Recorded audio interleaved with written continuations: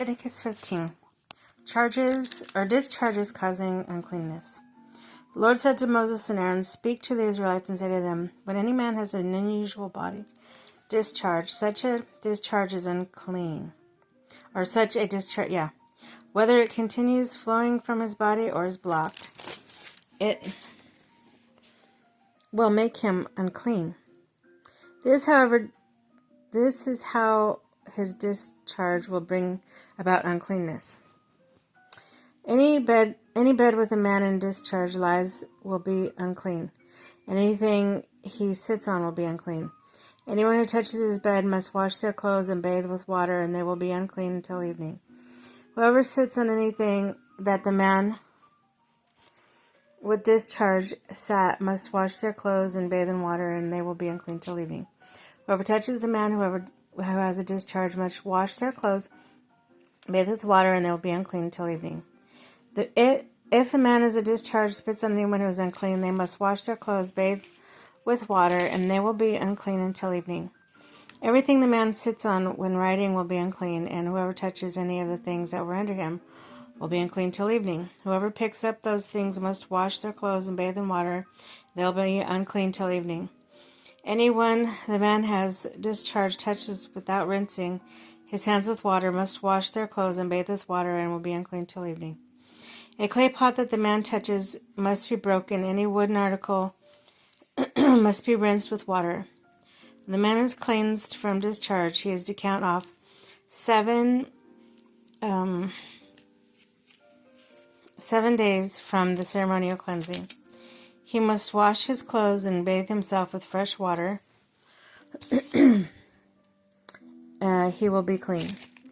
On the 8th day he must take 2 doves, 2 young pigeons, and come before the Lord to the entrance of the tent of meeting and give them to the priest. The priest is to sacrifice them, the one is for the sin offering, the other for the burnt offering. In this way he will make atonement for the Lord for the man because of his discharge. When a man has emissions of semen, he must bathe his whole body with water. He will be unclean till evening. Any clothing or leather that has semen on it must be washed with water, and it will be unclean till evening. When a man has sexual relations with a woman and there has an emission of semen, both of them must bathe with water and they'll be unclean till evening.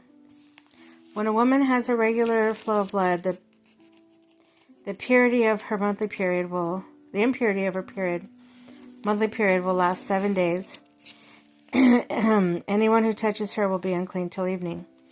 Anything she lies on during her period will be unclean, and anything she sits on will be unclean. Anyone who touches her bed will be unclean.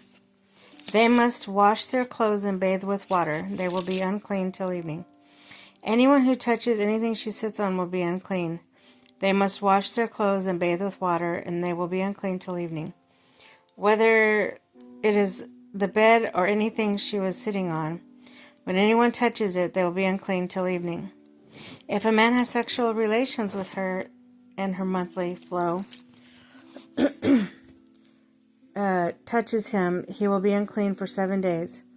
Any bed he lies on will be unclean. When a woman has discharge of blood for many days at a time other than her monthly period, or has discharge that continues beyond her period, she will be unclean as long as she has discharge. It is just as in the days of her period. Any bed she lies on while her discharge continues will be unclean, as her bed during her monthly period. And anything she sits on will be unclean as during her period. Anyone who touches them will be unclean. They must wash their clothes and bathe with water, and they will be unclean till evening. When she is cleansed from her discharge, she must count off 7 days. After that, she will be ceremonially clean.